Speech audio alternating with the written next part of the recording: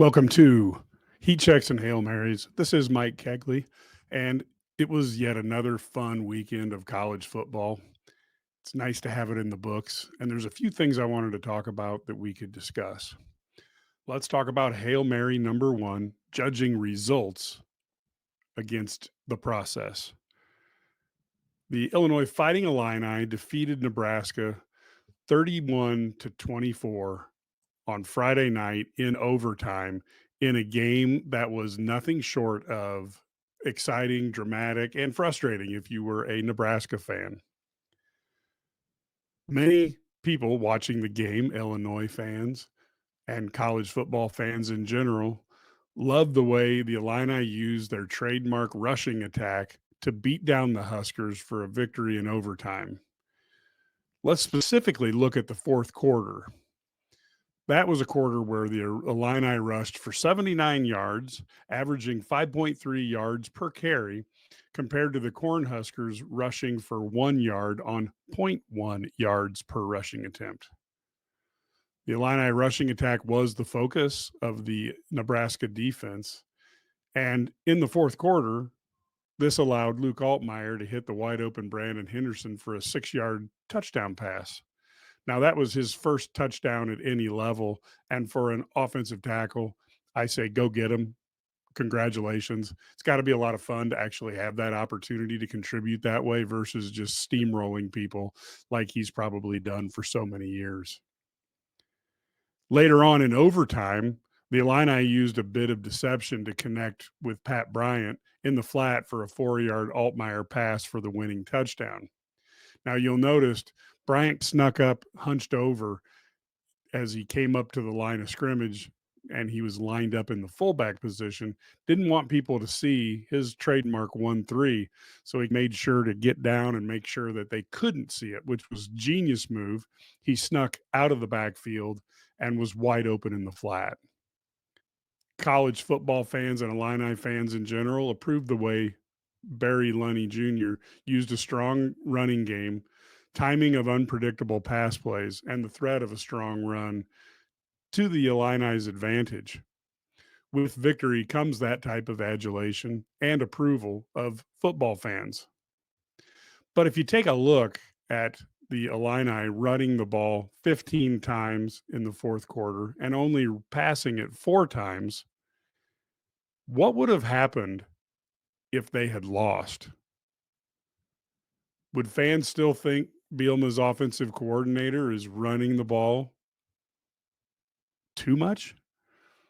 Would they blame Bielema for making him do that?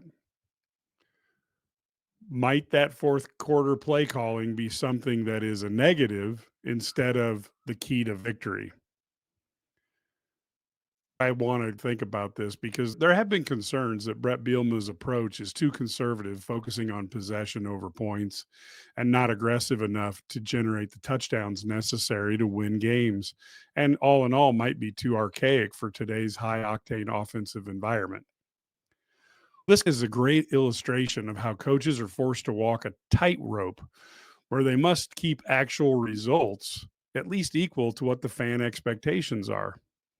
If the expectations are up here and the results are right here, well, that means a coach might be looking for another job. And in today's social media world, the results are then framed by the argument that if it doesn't work, it doesn't matter. If it doesn't work, it's a failure and needs to go. Now, when I think about results versus expectations, that's something that's really important. You see it in the business world all the time. And it's worth noting that results goals are what you hope to achieve. In the area of football, that's a win. While process goals are processes that you will need to repeatedly achieve in order to meet your results goal, which is a win. And in this case, the belief is that the process of running the ball, controlling the line of scrimmage and the clock, along with scoring, is the process that yields the highest chance of success. To the excitement of Illini fans, The results were delivered and the process delivered as well. And I think it's worth thinking about that if a win doesn't happen, because we know no process is 100% perfect, would Illini fans think differently about this game? Or in the future, will they look differently at a game that was lost when the process is followed and the loss happens? And I think that's something that fans need to really think about because there may be a Saturday night or a Saturday afternoon where they play well and they do exactly what is necessary for a victory, but they come up short. And before everybody declares that we need a new coach, we need a shiny new offense, we need this coach who can score points, the process may not work 100% of the time, but the new guy might have a process that works less often. And I would tell you to look at what Lincoln Riley did when he was trying to pass late in the game against a Michigan team that was playing very well. And you wonder what would have happened if he would have had two less incompletions on the final drive. Would Michigan have had the luxury to hand the ball off, or would they have felt like they were forced to have their quarterback, who can't throw yet, throw the ball to try to get a victory? And so ultimately, the process worked and it yielded the result. It may not always be that way, but I do think the process Illinois is following will yield wins more often than not. This is the Run My Own Business dream. This is the colleges paid for dream. This is the retire early dream. This is Busey, where your dreams and possibilities become moments through trusted guidance and expertise, through lifelong relationships. Because we're here to help you achieve the life you've always envisioned. Now, let's go to Hail Mary number 2, and that's the excitement of a 4-0 start. With 2 wins over top 25 teams, number 19 Kansas, who admittedly has fallen off after the Illini beat them for the first time, and a victory over number 22 Nebraska on the road, along with victories over the Max, Central Michigan, and FBS school Eastern Illinois. The Illini have started the season 4-0 for only the third time since 1951. Now, some of us may remember the 6-0 start of 2011 under Ron Zook that turned out to be ill-fated as they won the first 6 games and lost the next 6 games. It's still really exciting to see a 4-0 start as they prepare to go take on number 8 or number 9 Penn State, depending on which rating service you like, in Happy Valley. As a 57-year-old Illini fan, I have now had the opportunity to see 2 of the 3 seasons that the Illini have started 4-0. They also started 4-0 in 1951. And I decided, curiosity got the worst of me here, but I decided I needed to research to compare this 3 4-0 starts since 1951 that the Illini have accomplished. And I wanted to compare that to the best team in the Big Ten, which in football is clearly Ohio State. Now, that was probably a bad idea because when I started looking at this, some of the things really weren't as happy as what I thought. And when you take a look at this, Ohio State has also started a few seasons with a 4-0 start. They've begun the season 33 times since 1951 with 4-0 starts. Now, I could read them off to you.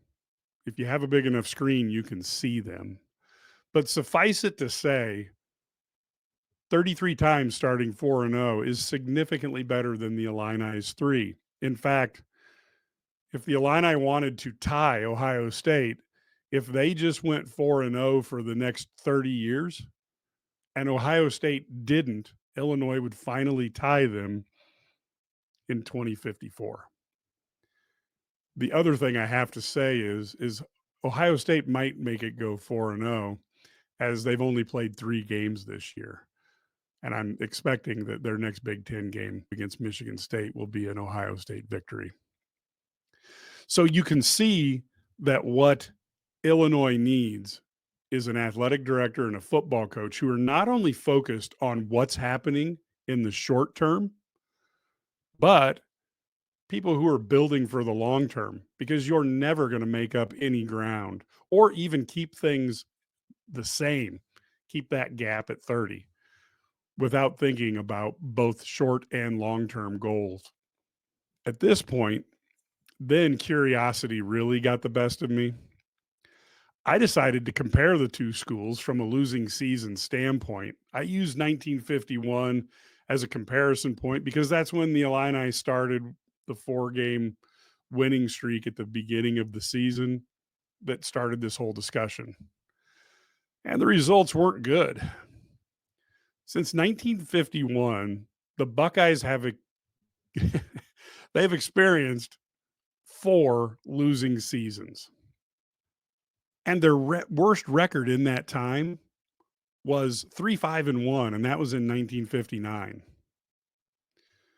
The only conclusion that I could make from this data of having 4 losing seasons in 1959, 1966, 1988, and 2011 is that seasons that end in double digits, there's a much higher chance than usual that Ohio State might have a losing season.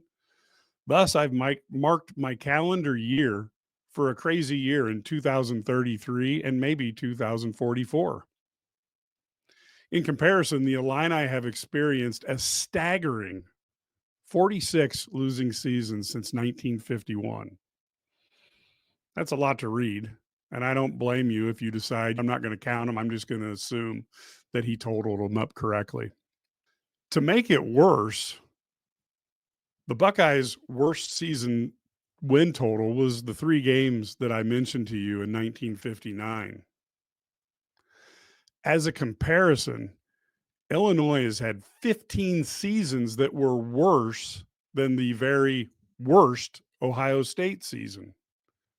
Illinois has had 2 seasons in that time frame with 0 wins, 61 and 97.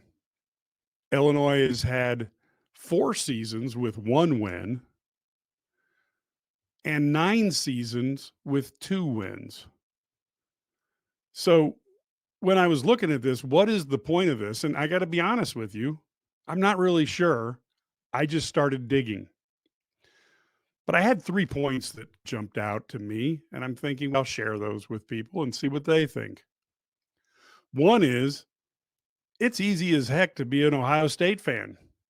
How many Buckeye fans would even last a decade as an Illini fan? Probably not very many.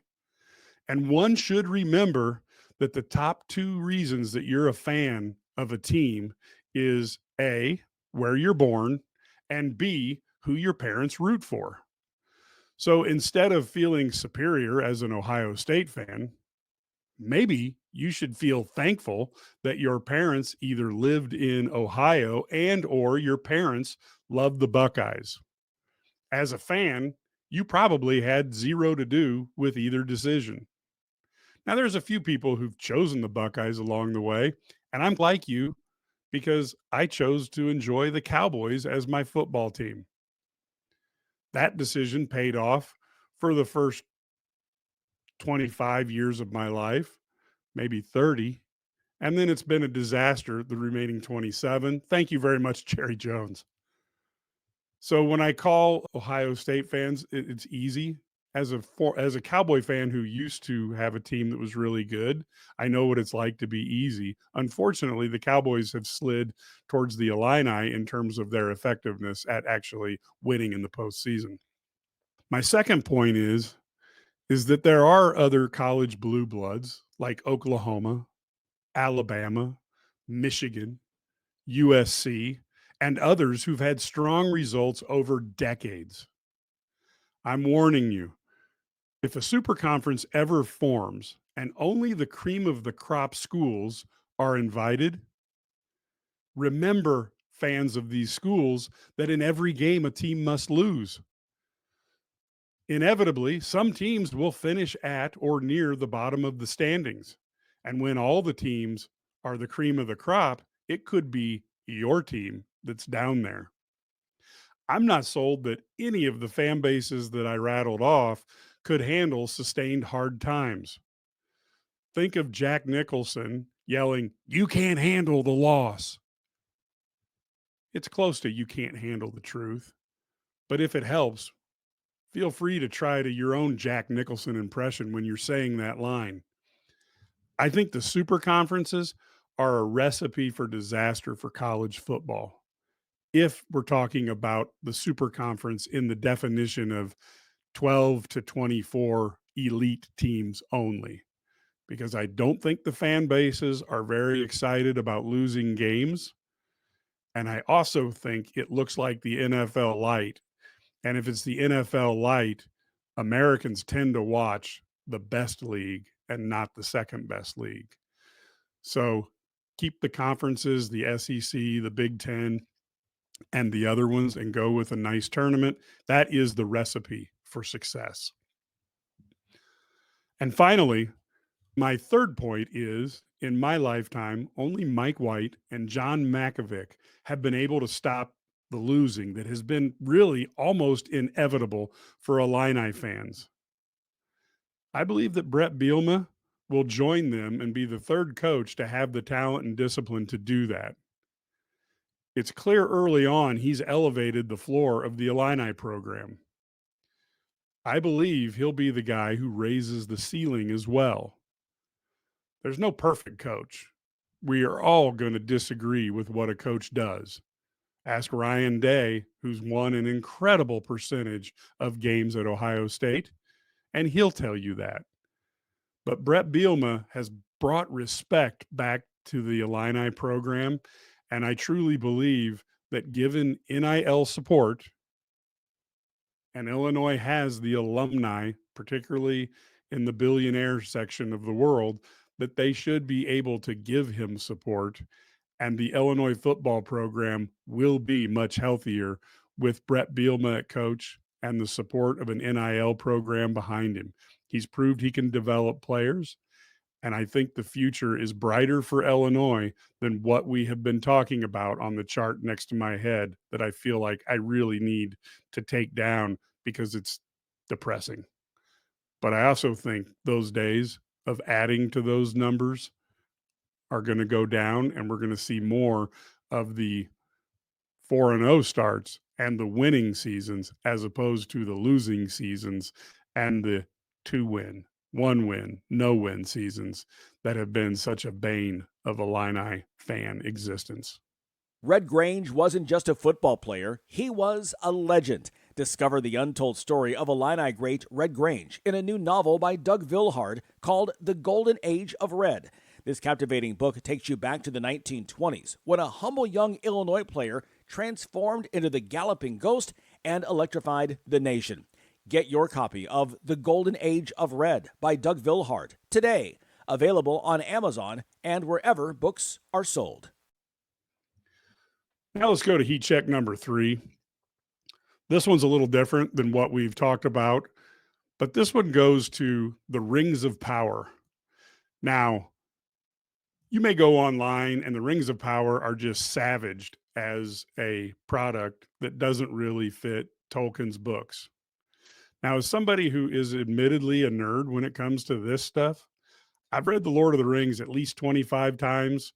I've read The Silmarillion at least 20, and The Hobbit maybe 5. I love those books. I think they are entertaining as heck. There are things that I would have done differently than what the showrunners have done.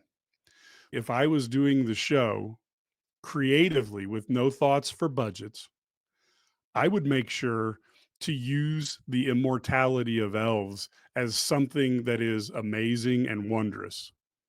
And so what I would do is cast the people as elves just like they have, and then I would have a 2 or 3 episode span for certain characters as they age and die, and that would give you an idea of how long elves live, and it would make the magical part of the Lord of the Rings Silmarillion world come to life.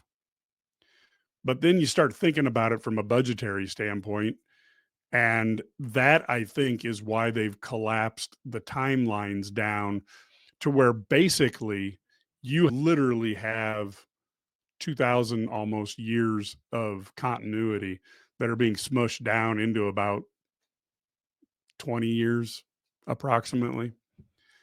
And the what I want to point to is when you look at the forging of the elven rings, those rings that Celebrimbor forged and then gave out to help elven leaders use to preserve their kingdoms, those 3 rings took 90 years. 90. Not a couple weeks or people got a little frustrated because they were tired working overtime. 90 years. And you start thinking about if you're trying to do a drama, having something take 90 years is not particularly dramatic. That would move into the boring category. The other part is if you had, instead of one dwarf, you have family of 3 or 4 or 5 dwarves that you show regularly, you might have to show 5 or 10 different generations, and now you've got to generate different clothing, different costuming. I just think that the overall amount of labor that is involved makes that juice not worth the squeeze. So you compress the time frames so that you can tell a story. And also, if you had to do this multi-generational thing where at this time Numenorians live 400 years, dwarves live 250 years, elves are darn near immortal, you'd have to have all this exposition to say this person is person X. They're the great, great, great, great grandson of somebody that you saw the last episode, and you get into all sorts of weird stuff.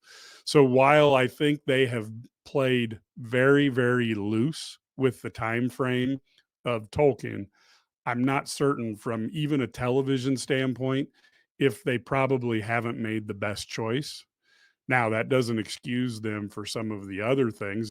The portrayal of Galadriel is just, she seems to be very, very dim bulb on the out on the porch for what you are exposed to see out of her, or if you read in the books, where she comes across in Tolkien's world as a very powerful leader, and she was written decades before many women characters ever did anything of note in books. And she was probably the most powerful of the elven rulers by the end of The Lord of the Rings. So I do think there's some things they've played with that I don't agree with, but when it comes to the time frame and the way they've compressed the time that J.R.R. Tolkien did for a story from a novel, I think you can switch and go from generation to generation, and you can do things that work well in a narrative in a book. I just don't know if they come across on the silver screen or on the TV screen very well. And I do think the decisions that they've made in terms of compressing are probably the better decisions from a budgetary standpoint and from a explanation for people who haven't read the books. You see all the time on X and different social media the amount of people complaining about this, and at some point you just say, hey, they're telling a story in a different medium, it's not a book.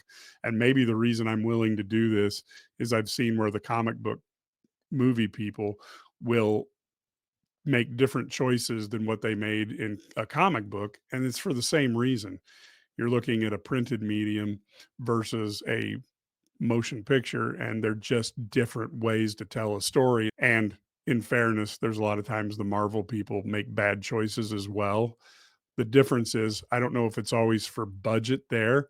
I just think if you're a screenwriter and you lift word for word what was in a comic book that some guy got paid next to nothing for, it's hard to justify why you would make $1 million or $2 million as the screenwriter.